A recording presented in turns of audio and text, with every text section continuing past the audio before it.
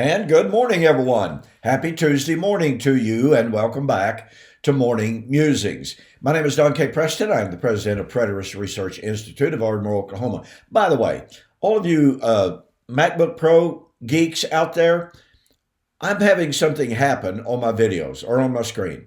I get this dialog box that comes up and says, Team Viewer quit unexpectedly. And it says this report will be sent automatically to Apple. Now, I don't think you can see that on the screen, but it pops up there, and I hit OK. But 5 seconds later, it pops up again and again and again and again and again. So can some of you, at MacBook Pro experts out there, tell me how to get this dialog box to stop popping up? Now, I know what TeamViewer is, but I don't know how to fix this problem, and it's really, really aggravating. Okay, back to morning musings. As I promised yesterday morning, as I addressed with you why I discuss eschatology so much on this program.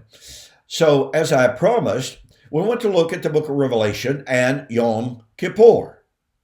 In order to appreciate what I'm about to say, and let me recommend that you get a copy of my book, Resurrection Feast Fulfilled, which is where we will be going very soon to discuss Sukkot. Just a little bit of a primer there, okay? This book is literally groundbreaking. I'm not aware of another one like it. Okay, so in order to understand the relationship between Yom Kippur and the book of Revelation, we need to know a little bit about the history and the tradition of Yom Kippur. Now, first of all, at the beginning of the month, the 7th month, you had Rosh Hashanah. Now, Rosh Hashanah was also known as Yom Teruah. It was also known as the Feast of Trumpet. And that symbolized, it foreshadowed the coming of judgment. You go back to Numbers chapter 10, there were at least 5 different occasions or 5 different reasons for the sounding of the trumpet, to gather the assembly, to call to the feast days, to call to war, to call just on important occasions of judgment, etc., etc. But Yom Teruah came to symbolize the final judgment. For 10 days, 10 days from Yom Teruah until Yom Kippur, those 10 days were called the days of repentance. There was an interrelationship between Rosh Hashanah and Yom Kippur. Now, make no mistake, Yom Kippur was considered to be the most important day of the entire festal calendar. It was clearly distinct from Yom Teruah, and somebody on my channel just recently laid into me and said, "You're just absolutely wrong. These last 3 feast days are separate feasts." Well, I never said they weren't. I don't know where that came from. Somebody just trying to find fault. What I have said is that although they are distinct feasts held at different times, okay, so these last 3 feast days, they do start in the 7th month, so they are distinct. But 10 days after Rosh Hashanah, then you have Yom Kippur. And again, those 10 days were called the days of repentance. Now, why were they called the 10 days of repentance?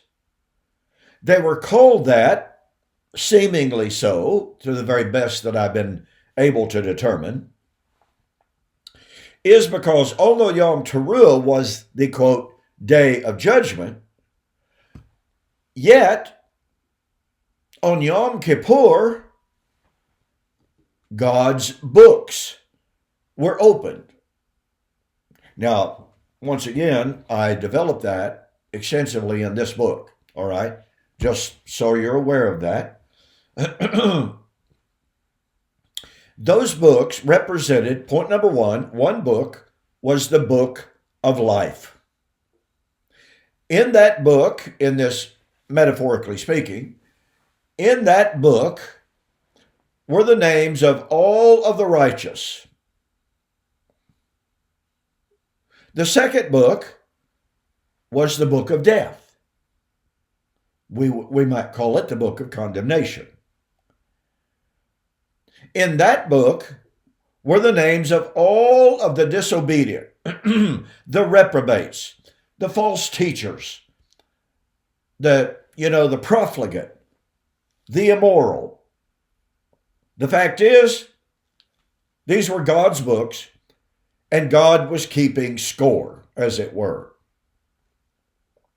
And then, interestingly enough, on Yom Kippur, you had a third book, and it was called the Undetermined, or Indeterminate, or something along those lines. And that book contained the names of all of the individuals who had not totally devoted themselves to Yahweh yet, or they have not yet stepped completely over the line to become a reprobate and an apostate or a profligate. So you had these three books. These are the books that were opened on Yom Kippur. And guess what? If you did not keep Yom Kippur properly, then guess what? According to Leviticus chapter 23, you were supposed to be slain. In other words, your name goes over here in the book of the damned. So do you see what's happening on Yom Kippur? It is not the day of judgment, technically, but it is interrelated with, inextricably bound up with the concept of judgment. Because after all, if you're not going to keep Yom Kippur properly, if you don't go through the proper purification process, if you're not properly reverent, you're condemned.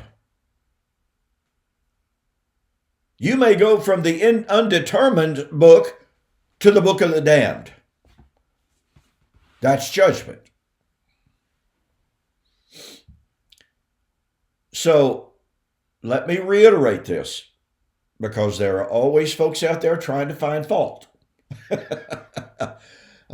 I have to admit, sometimes I get a little bemused. Sometimes I even get just a little bit piqued, because there are some who watch my videos for no other purpose than to find fault. Well, anyway, won't go further on that. All right. So let me reiterate. While Yom Teruah, Feast of Trumpets, is a separate and distinct feast day held at a different time from Yom Kippur, we find an interrelationship of concepts of judgment. Now, we have to understand that. Those distinctions are found right there in Leviticus chapter 23 in the iteration of the feast days. But guess what? Then, of course, you have Sukkot, the Feast of Harvest, the Feast of Ingathering.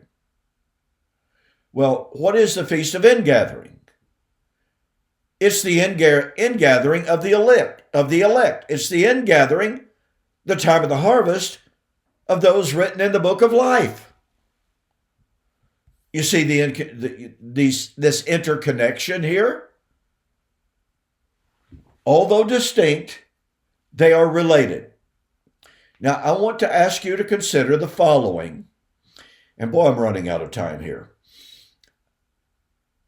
People have challenged me, which is fine, saying, no, the cross was the time of the atonement. Well, once again, we're confronted with the reality that there is an interrelationship, a connection between some of the feast days. What was the cross?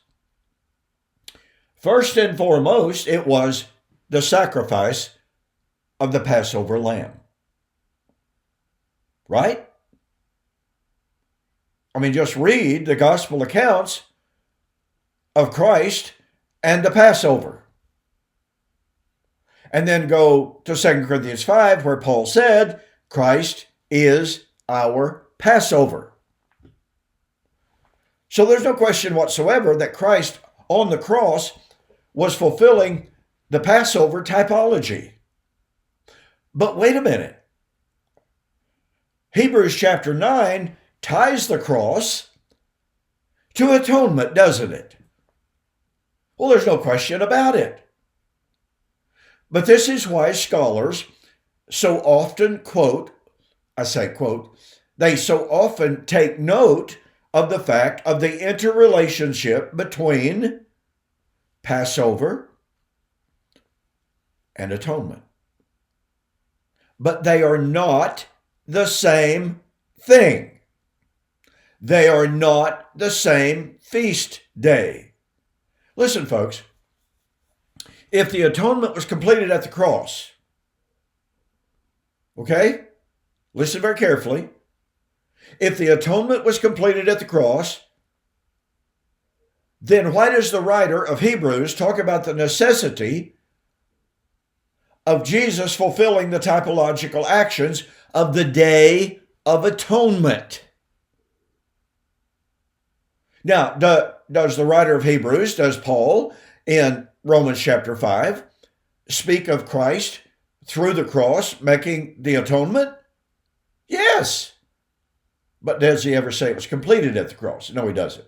So that's that. But the point of fact is, Paul is simply agreeing with the fact of the similarity of concepts. But the atonement was not completed at the cross. The atonement was completed at the day of Yom Kippur. This is critical. Back to the books. Okay? I want you to notice that the concept of the books being opened is very, very critical to eschatology. For instance, before we get to Revelation, I'm not going to get to Revelation today. But notice in Daniel chapter 12. And at that time, Michael, the great prince who stands guard over the sons of your people, will arise, and there will be a time of great distress, or a time of distress, such as never occurred since there was a nation until that time. And at that time, your people, everyone who is found in the book, will be rescued. Found in what book? The book of life. You know, one of the three books that was opened on on Yom Kippur. Now, why is this so critical? Well, look at the context of it. Great tribulation, now verse 2, many of those who sleep in the dust of the earth shall arise, some to everlasting life, some to everlasting condemnation. When would this be? At the time of the salvation of those written in the book. So salvation, deliverance, resurrection is tied to the time of the opening of the book of life. Do you see a train coming called the book of Revelation? We'll talk about that. Yeah, we'll talk about that on the flip side.